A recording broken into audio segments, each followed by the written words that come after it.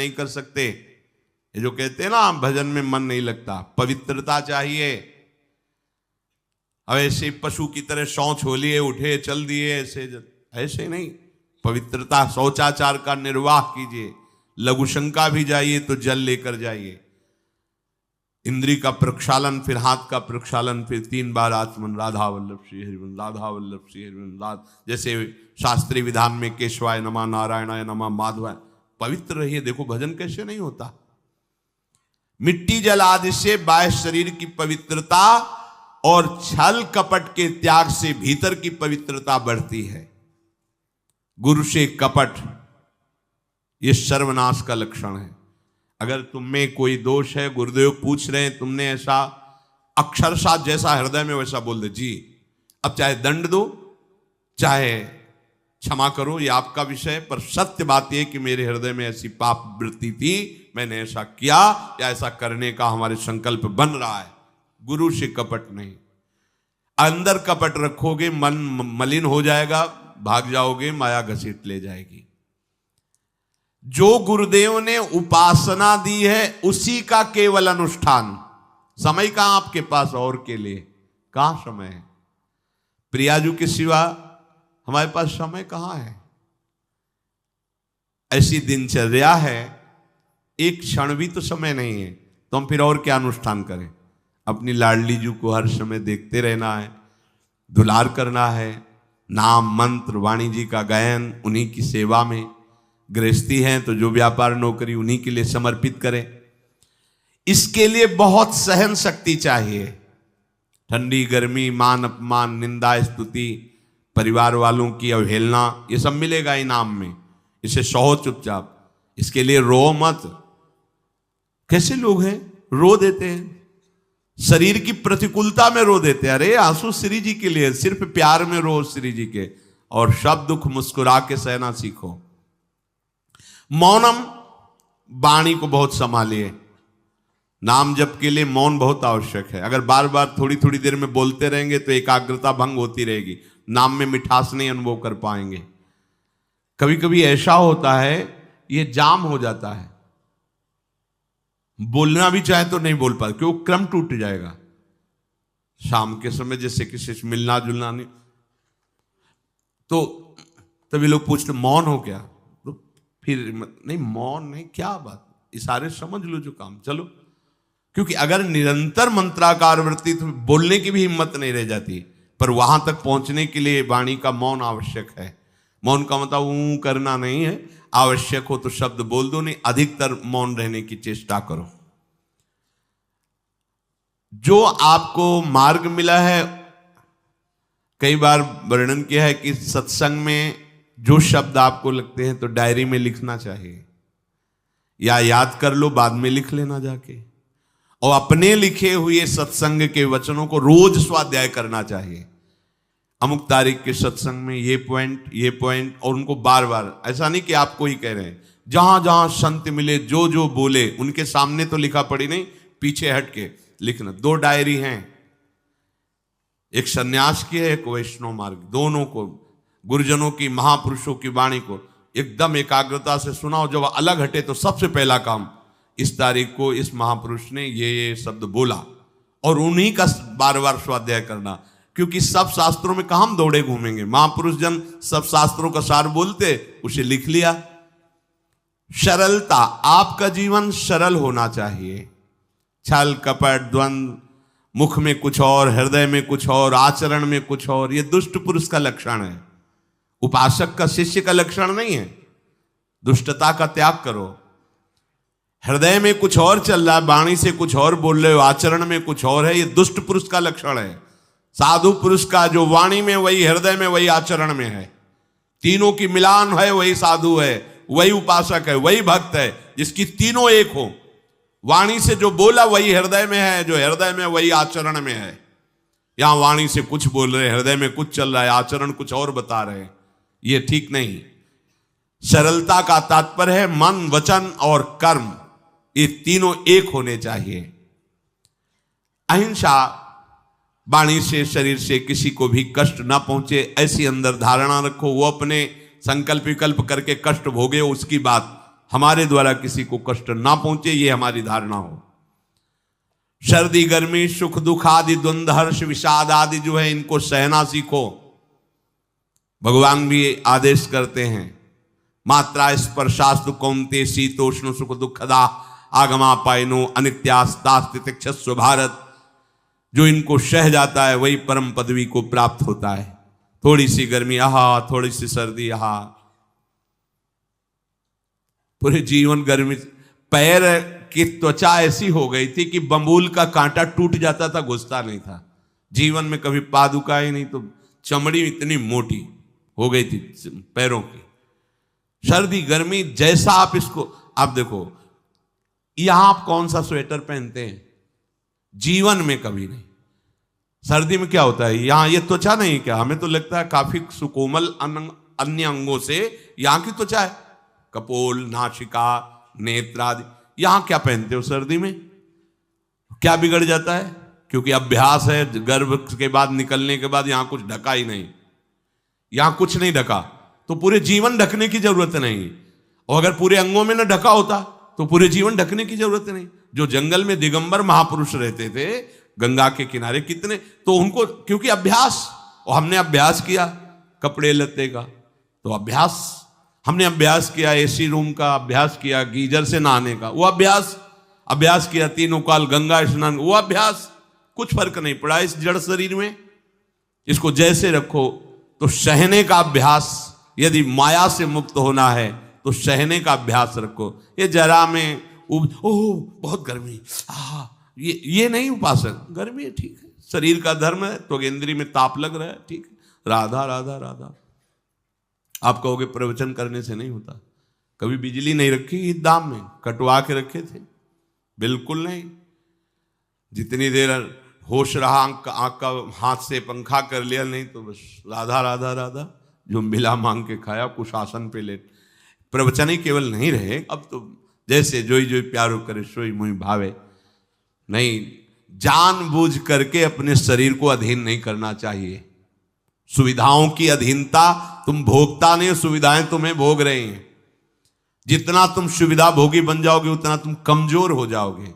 सीधे प्रकृति का वार सहो, तुम महात्मा सुदृढ़ बलवान हो जाओगे। तुम्हारे आगे समर्थ शब्द लग जाएगा। जो प्रकृति के और विकारों के वेगों को सीधे सहता है उसे महात्मा कहते हैं। समहात्मा सुदुर्लभा यम ही न व्यथयन्ते पुरुषम पुरुषर्षभ सुख दुख समा।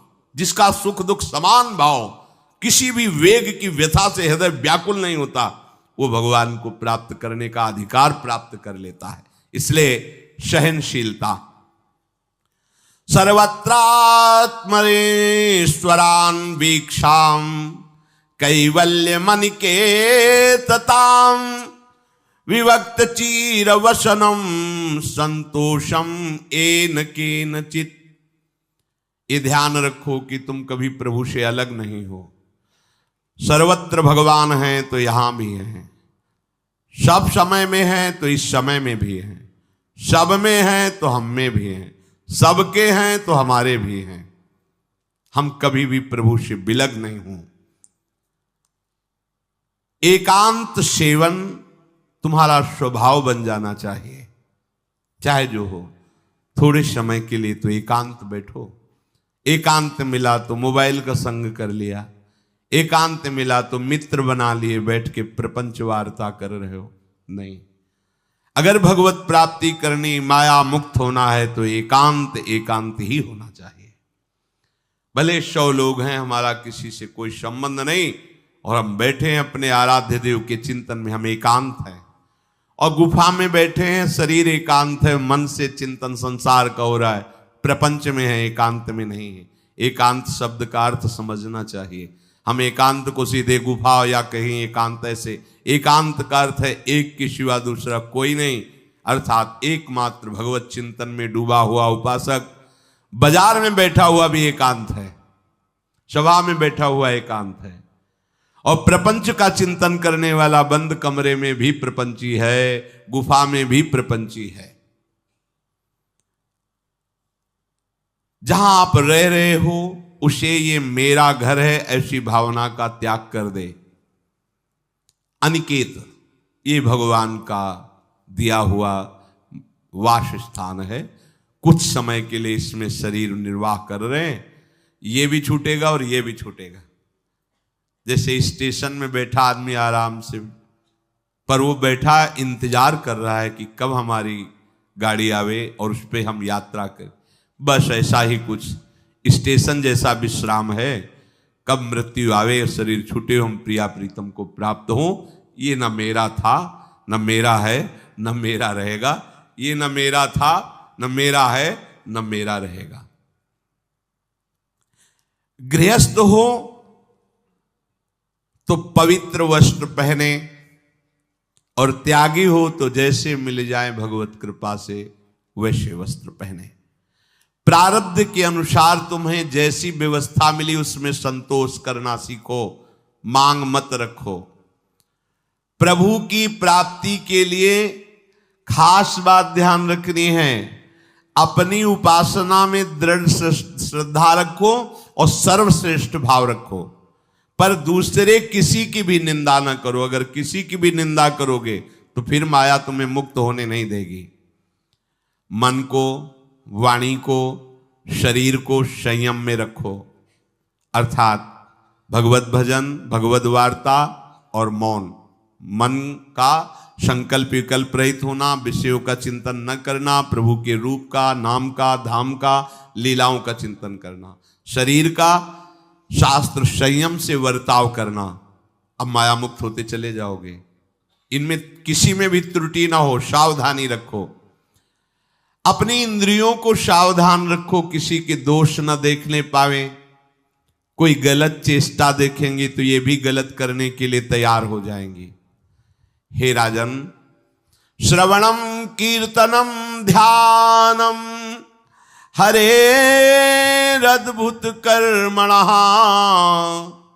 जन्म कर्म गुणानां च तदर्थे अखिल चेष्टिता। श्री भगवान के बड़े अवतार हुए हैं, बड़ी अद्भुत अद्भुत लीलाएं हैं। प्रभु का प्रकट होना, लीला करना, दिव्य गुणों का वर्णन।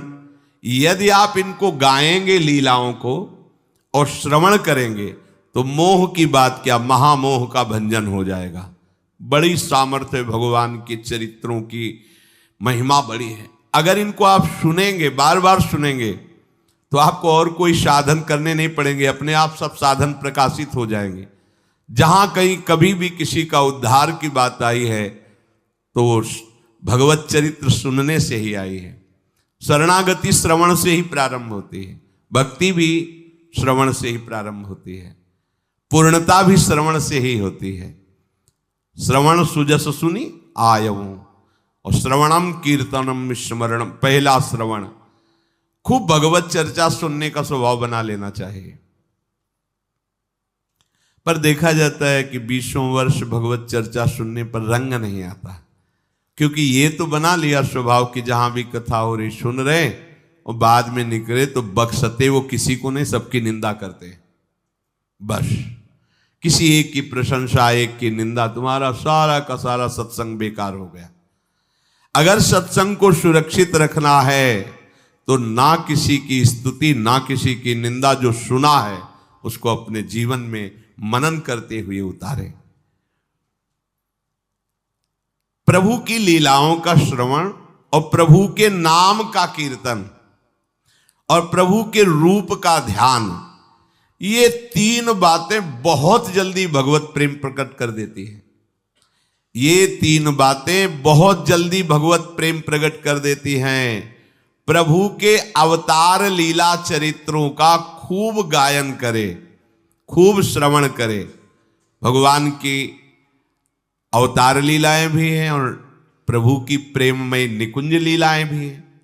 तो अगर आपका निकुंज लीला में प्रवेश नहीं है तो प्रथम सुने भागवत, भक्त मुख भगवद वाणी। भगवान के अवतारों का, भगवान की अवतार लीलाओं का श्रीमद् भागवत में खूब बढ़िया वर्णन है। पढ़ो, सुनो, क्या होगा इससे? मोह का नाश हो जाएगा। दूसरी बात, नाम कीर्तन, ये तो महान अमृत है। बिल्कुल विश्वास कर लो, नाम कीर्तन अमृत है। ताली बजा के, मंजीरा बजा के, ढोल बजा करके, नाच करके, जैसे बने, अकेले 4 लोग जैसे बने, नाम संकीर्तनम यस्य सर्व पाप प्रणाशनम। देखो, भगवत चर्चा ने महामोह का नाश कर दिया और भगवान नाम कीर्तन ने सब पापों का नाश कर दिया। नाम संकीर्तनम यस्य सर्व पाप, सर्व पीछे बीच में जो भी जमा संचित कृम सब को भस्म